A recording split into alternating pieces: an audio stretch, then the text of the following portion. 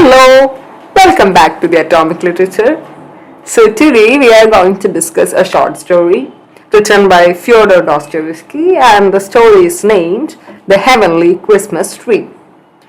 So this particular story revolves around a small boy and his sick mother, and it opens with the narrator observing that as a writer he has created this story, although he has a sense that it surely had happened sometimes somewhere there. So, as the narrator explains, a little boy aged 6 years or younger wakes up one morning in a frigid cellar. He is wearing a thin dressing gown and is very hungry. The boy's mother, who is thin and ill, lies nearby. The boy and his mother have recently come out from another town and take up residence here. Also, in the cellar, we can see a drunken man there, and in another corner is an elderly woman who is stricken with rheumatism, grumbles at the little boy to the point where he fears approaching her. So this little boy was very much fearful to go too near to that particular lady. Later we can see this little boy who helps himself to drink of water in another room, but he can find nothing to eat there. Feeling so frightened, he repeatedly considers waking his mother, but decides against doing so because his mother was very sick. By dusk, no candle or lamp has been lit. The boy touches his mother's face and discovers that she is cold and lifeless. He discovers that his mother is no more. Although the boy does not comment on it, the narrator informs the reader that the woman has died. It seems her son has not apprehended this fact, or he has not realized that particular fact. The boy fetches his cap and leaves the cellar, and he has been prevented from doing so earlier due to the constant howling of a large dog at the top of the stairs, which the boy obviously fears. Now, there is no sign of that dog, so the boy decided to depart that particular place. And while walking down the street, the boy marvels at how different this new town is from the town which he had left recently. In his whole old town, there is no street light or nothing, or the whole town is quite dark. But now, this particular place is full of light, and the streets are lit, and the noises of the horses can be heard. So this new town is very lively for that little boy. A policeman turns his head away while seeing this child. Finding his way to another street, which is a noisy, brightly lit one where he feels certain that he will be run over, the boy peers through a window where he sees an enormous fig tree. So the tree, which he raises to the ceiling, is decorated with lights and gold-colored paper ornaments and small toys.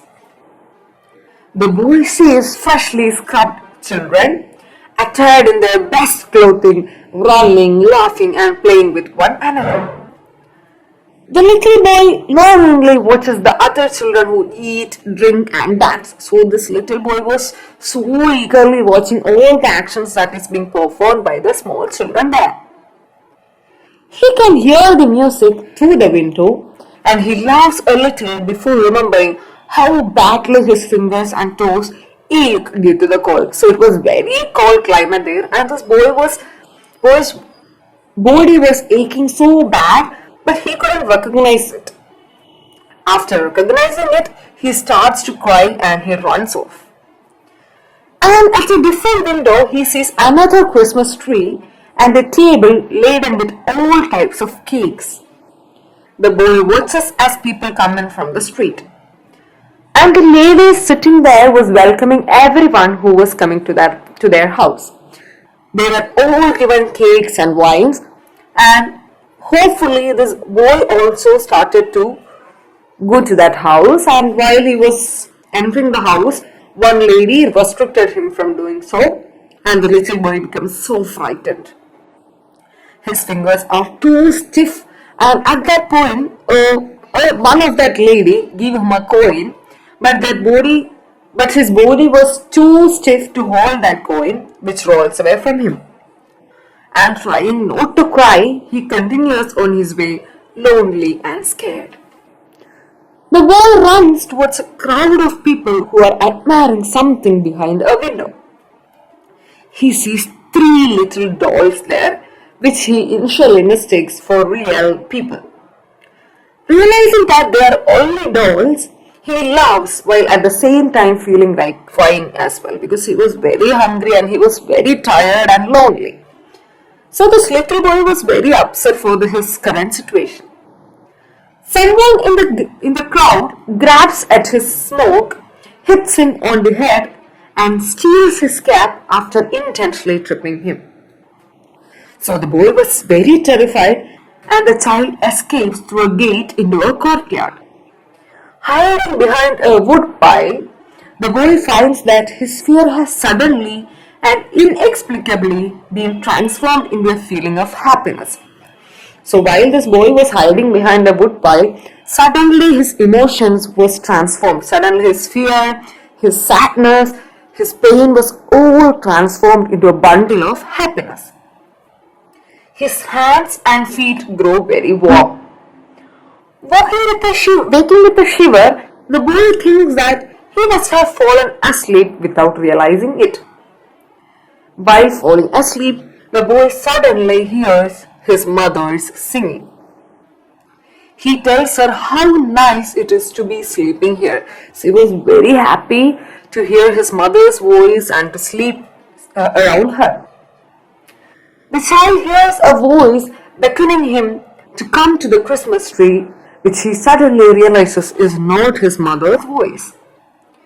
A figure bends down and holds him, but it is too dark for him to see who it is. The boy stretches out his arms towards the figure and is overcome with the brightness of light. He then spies a Christmas tree unlike any that he has ever seen, because so he sees such a beautifully decorated Christmas tree and he has never seen one as such. Then we can see the child begins to wonder where he is. He started to doubt like where he is standing or which this man is. He was very much doubtfully thinking or standing there. The children kiss him and he is swept up in their midst, at which the boy does see his mother, who is smiling and laughing at him. So the boy has caught a sight of his mother by that time. When the boy asks the children who they are, they reply that the tree is the Christ Christmas tree. So that particular Christmas tree which the boy has seen now belongs to the Christ, Jesus Christ. That Christ has provided a tree for all the children who do not have one as their own. So in this particular part of the story, there is some kind of twist which has been happened in between. The boy discovers that all the children are like him. They have died, some as infants that froze in the baskets in which they had been abandoned. Others have been suffocated, starved, or died in various other ways. Suddenly noticing that Christ himself stands in the middle of all the children, the boy, the other children, and the sinful mothers, they all receive the Christ blessings. So at this part, we are in the end part of the story, we are in the last session, or where we can see that by this time the story has taken a different turn, and we realizes that this boy has also died. As I've already mentioned that this boy, after running from a terrific situation, he hides behind a wood pile. And at that time he fell asleep. But that was not, he was sleeping, it was that he is normal. He has died due to starvation, due to the pain, or due to fever and all. He was very much physically tired. So that was the reason for his death. But it was only known later, by the end of the story, that the boy is normal. And later in the morning, a porter discovers the frozen body of a little boy on the woodpile. So it is at this point that the author is telling us that the boy has died and a porter has discovers the body of that little boy, which was on the woodpile. So the mother too is found dead, but now we can see the boy and the mother is found dead nearby. The narrator is ending the story by asserting that what happened in the cellar and by the woodpile could have happened, that he believes these events must have occurred. So he also admits that he cannot say with certainty whether the appearance of the Christ Christmas tree actually took place there. So it was not sure whether the Christ Christmas tree have occurred or not. So this is how the narrator is ending this short story. So now we will move on to the themes of the story, which the main or the predominant theme which is prevailed throughout the story is poverty. The poverty is something which drives throughout the characters, through all the characters in the story. Throughout the heavenly Christmas tree, Dostoyevsky portrays the poverty of the residents in his urban Russian settings. So this particular short story is set in a Russian Russian background. So we can see the poverty of the residents in his urban Russian setting. Not only does he delineate the effects of poverty on his characters, but he also comments on the society's response to the poor. We can see the sufferings being faced by the people there and how the rich or the middle class people is reacting or is seeing or commenting to this poor people. As the story opens, the narrator highlights the extreme conditions under which the boy and his mother exist. We can see that they have been living in a frigid cellar where they are very sick and very down. They are currently living in a cold and do not have proper clothes or possessions to protect themselves against the elements. So they have no blankets, they have no food to eat, they have no water to drink. So it was very traumatic situation, and it was this boy's hunger that motivates him to go out and to explore these streets out there for him. The narrator describes the way a policeman looks away so that he does not have to stare at the starving child. A policeman in between have been seen in the story where he doesn't even care that little child who was all lonely and who was all sad and standing there in that street. Yet when he attempts to enter the store, we can see one woman who is handing him a coin. It was only she was a little bit kind to that little boy. The rest of all other people who have seen this short story was very rude and very angry to that little boy. And we can see after the boy has died, the narrator describes the boy's experience around the Christmas tree and recounts the experience of other children who have also died due to poverty. So it was not only this little boy. We can see many other children who was near to Christ, who was standing near to Christ, who has died out of poverty. And some were forced to death on the doorsteps of well-to-do Petersburg people. Some are being abandoned and some are orphaned children, where we can say others in the third-class railway carriages and all. So, in the end, their poverty is something which is killing these people. Then another particular theme which can be seen is the an involvement of Christianity or religion in this short story. This short story takes place in a Christian background, and all around the boy are in the celebrations of Christmas, the birthday of Jesus Christ, which is one of the holiest of the Christian holidays. We can say Christmas trees, decorations, feast, and everything which is happening around that little boy. Furthermore, we can see certain distinctions between the poor and the rich, where this boy and his mother who are too poor to purchase a crust of bread, whereas the rich people are enjoying their Christmas, buying cakes, decorating their Christmas trees with so much lavish things and all. Even at this time, when no one would expect charitable feelings among faithful Christians, the boy is being ignored. No one is giving any kind of charity help to this little boy. So throughout the essay, or throughout the story, Dostoyevsky appears to to a question the nature of those who call themselves Christian, who will ignore and abuse a young child who is starving and freezing to death. So he is questioning all the Christian belief and the nature of the people who are ignoring and abusing a little child who is in his state of starvation and who is freezing to death. Then now we can see the characters, the art of characterization which is being placed by Dostoyevsky in this short story. The main character is the unnamed boy, the little boy. He is at an age of 6 or younger than that. He is very scared, cold and hungry. We can see him wandering through the streets with hope, with a bunch of hope that someone will help him in the midst of his journey.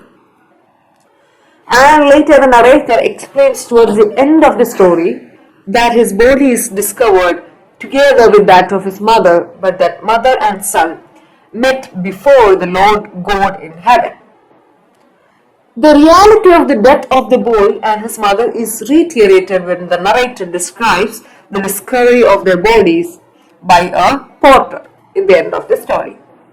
By presenting such a sad ending, the author fashions his portrayal of poverty into a tale that is as moving as it is bleak.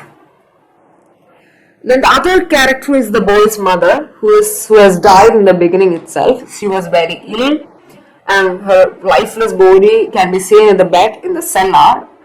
She appears again at the end of the story, singing to the boy as he wakes, and after he finds himself in the same place where Christ's Christmas tree is located. And we can see the mother laughing at the boy while watching him. Then the other character is that of the children, and the children welcomes the boy to gather around the Christ Christmas tree. We can also all the children died in the reason of poverty, in the reason of starvation and such kind of poor conditions. Then the last two characters, one is that of the drunken man, we can see in the cellar, and we can see Christ as one of the character who was initially awakened by his mother's singing, and the little boy has later realized that it was Christ. So Christ and his tree convey to a child a sense of wonder and happiness as the child marvels out how bright and shining everything is. The joy depicted in the scene is undercut by the narrator's questioning of whether or not this portion of the story could have actually occurred. So it is not sure that whether the Christ have come there or not. So that is a kind of a questionable thing which is put out by the narrator. The last character is that of the narrator itself, who describes himself as a novelist. Given the fact that the heavenly Christmas tree originally appeared in the diary of a writer, he may be taken to be a substitute for Dostoyevsky. So the narrator is considering himself as a writer of fiction and knows that he has penned this particular story. By expressing doubt that this part of the story could have happened, the narrator suggests that perhaps life is as bleak as the story makes it appear. And the last theme which has to be discussed in this particular story is the realism. Dostoyevsky has used realism to employ their characters, to describe his characters. So realism, here he uses the psychological realism, which employs or it attempts to portray the innermost thoughts and feelings of his characters in an accurate manner. So it is a realistic presentation of the character and the thoughts of the character.